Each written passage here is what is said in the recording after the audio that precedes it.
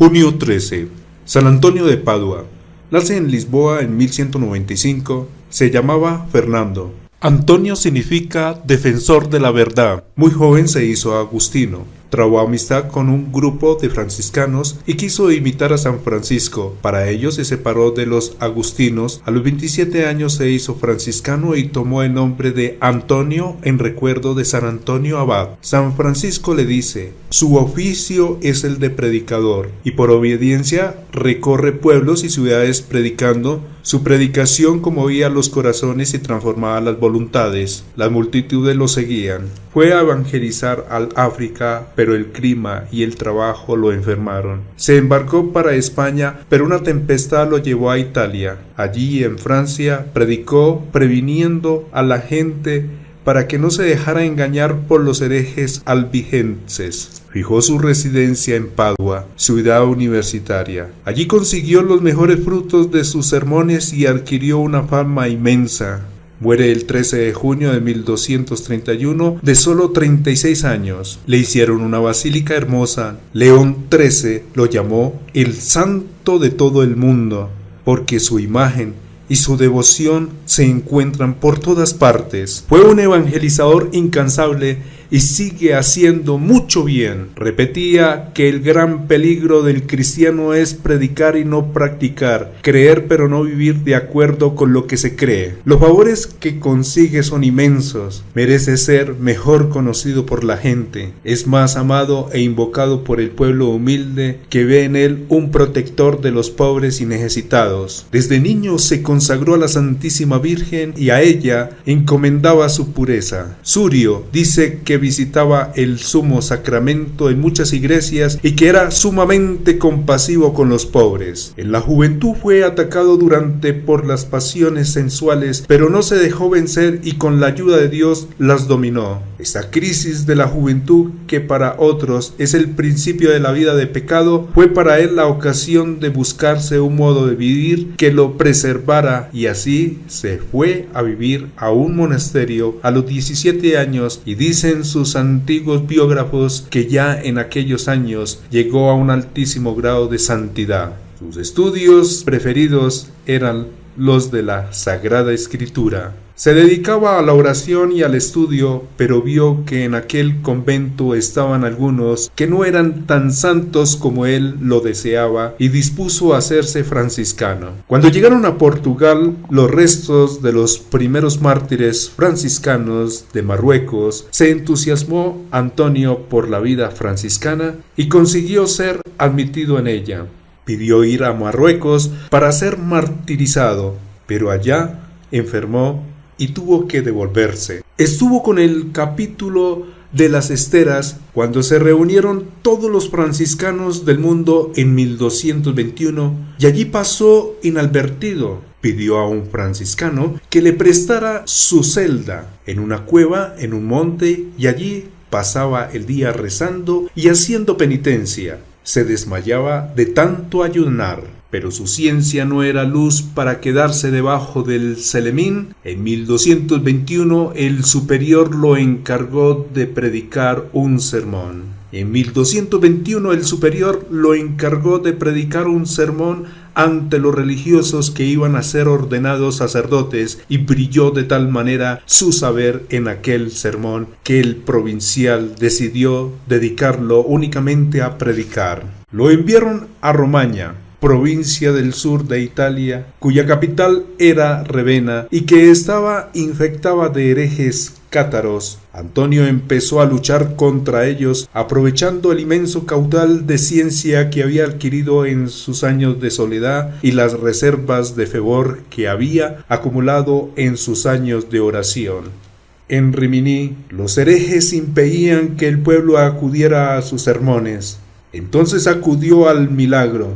Se fue a la orilla del mar y empezó a gritar: «Oigan la palabra de Dios, ustedes, los pececillos del mar, ya que los pescadores de la tierra no la quieren escuchar». A su llamado acudieron miles y miles de peces que sacudían la cabeza en señal de aprobación. Aquel milagro conmovió a la ciudad y los herejes tuvieron que ceder. San Francisco le escribió: me alegra que tengan por oficio enseñar a otros a comprender la Sagrada Escritura, pero que el estudio no apague el fervor por la oración. El Papa quiso que se enviaran muchos misioneros a Francia a combatir la herejía de los albigenses. Antonio fue enviado a Montpellier y Tolosa.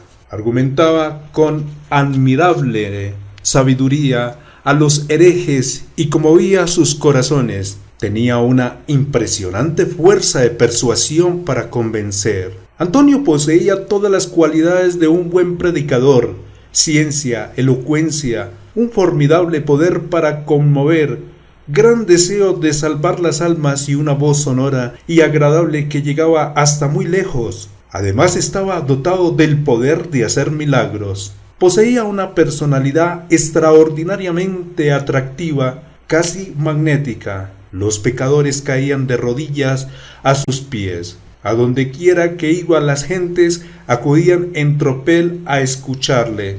Bastaba que empezara a predicar para que los pecadores comenzaran a conmoverse y los indiferentes a entusiasmarse. Horas antes de que empezaran sus sermones, ya las iglesias estaban repletas de fieles, y muchas veces tuvo que predicar en las plazas porque en los templos no cabía la gente.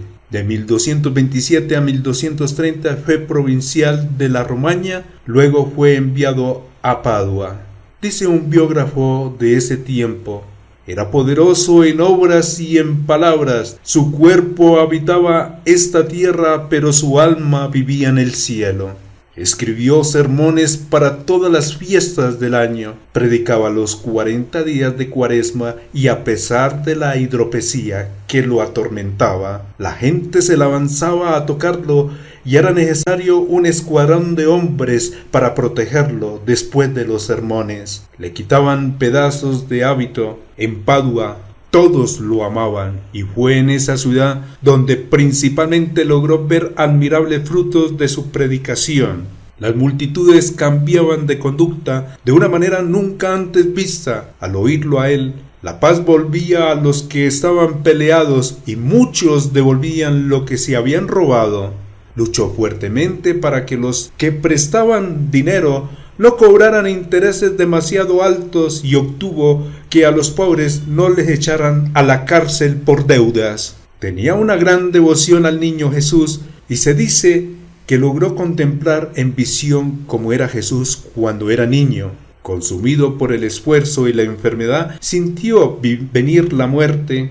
Entonó un canto a la Santísima Virgen y sonriendo dijo: veo venir a nuestro Señor. Y murió. Era el 13 de junio de 1231. La gente recorría las calles diciendo: ha muerto un santo, ha muerto un santo.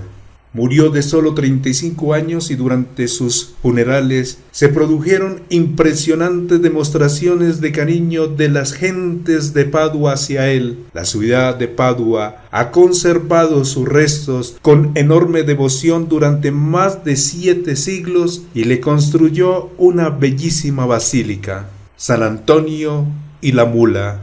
Un descreído pidió al santo que le probara con un milagro que Jesús sí está en la Santa Hostia. El hombre aquel dejó a su mula 3 días sin comer y luego, cuando la trajo a la puerta del templo, le presentó un bulto de pasto fresco y al otro lado a San Antonio con una Santa Hostia. La mula dejó el pasto y se fue ante la Santa Hostia y se arrodilló. Dios quiso glorificar su sepulcro obrando allí infinidad de milagros. El Papa Gregorio XI lo declaró santo al año de muerto. Pío XII lo declaró doctor evangélico. La gente experimentaba que él conmueve el bolsillo de los ricos para ayudar a los pobres y consigue buenos matrimonios. La experiencia de cada día enseña que San Antonio no defrauda a los que le rezan con fe. Es muy especial protector para encontrar objetos que se habían perdido. Se le reza un Padre Nuestro y se consiguen maravillas. Si tienes fe, aunque sea como un grano de mostaza, Nada será imposible para ti. Lo dice en la Sagrada Escritura en Mateo capítulo 17.